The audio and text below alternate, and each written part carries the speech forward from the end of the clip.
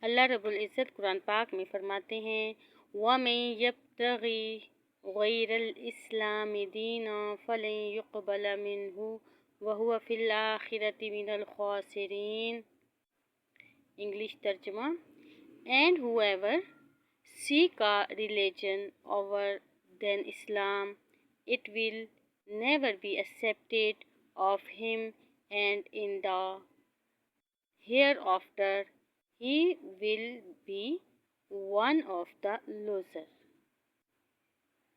تو جو کوئی اسلام کے علاوہ کوئی اور دین لائے گا تو اس کا کوئی عمل قبول نہیں کیا جائے گا اور وہ آخرت میں نقصان اٹھانے والوں میں سے ہوگا۔